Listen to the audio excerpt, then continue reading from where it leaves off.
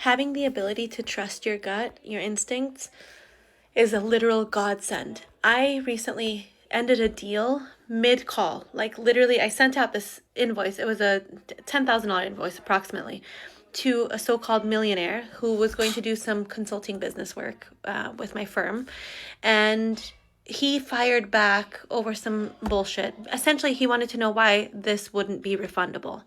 What the fuck do you mean, why is it not refundable?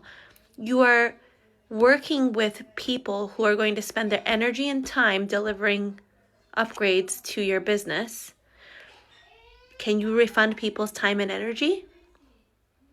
Then why would this be refundable? It's a commitment. I understand that it's a costly commitment, but you're a so-called millionaire, someone who has millions upon millions of dollars. Literally, this is the game we were being told. And yet, you're balking at $10,000. Over a 2-week period, he asked me a million questions, which are fine. I welcome all the questions. Contracts were sent out. Terms of engagement were sent out very clearly. He wanted to do it. He signed the contract, but he did not want to make a payment. He didn't want to make a payment because he wanted to know if it was refundable. Well, do you go into the store and ask for a refund on something before you've even purchased it if you have no intention of returning it? I don't think so. You asked for a refund because you didn't believe in the product to begin with, and you were going to play some shady shit. So when I got the call, right before we started working together, he owed us this deposit.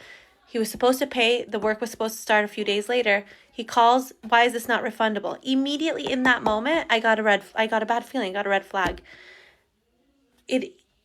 I just thought about my team of like 20 people who work on this and how upset they would be if this went to shit for him simply being dissatisfied on something that he could have spoken out about before, because clearly there's some sort of doubt in his mind. That doubt should have been addressed before he makes the payment, before he signs the contract. We could probably work it out. But the fact that he was bringing it up at the time when it was time for him to pay an invoice, and he was raging on the phone like, why do I have to pay this, blah, blah, blah, this and this and that.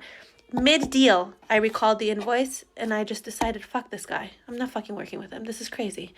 Why would I push through that? The old me, the younger me, the person who was not in business for many years, wouldn't have learned that lesson at that time.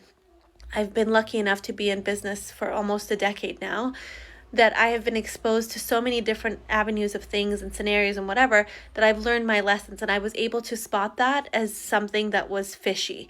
And so I recalled the invoice, I recalled the contract, and I told him on the spot, I said, you know what? This conversation is leading me to believe that we have a lot more to discuss than I initially thought, and I don't think we're in a position to facilitate this agreement at this time. There needs to be another conversation had before we move forward. And we ended the call. He hung up on me. I didn't hear from him for a few days. Then he texted me for Thanksgiving. And then like the whole like, you're a great mom, you're this, you're that, bringing my personal life into it. That's fucking weird too. Like, who are you? What are you doing? You've never met me in person. Like, why are you, you happen to know that I have a kid, but because of my social media, but why are you bringing that into a business conversation? Is that how dudes talk to each other? Is that what he would say to a man? I don't think so. I personally don't think so. Maybe, perhaps, I don't know. Maybe I'm wrong, but I don't think so. So don't make it personal.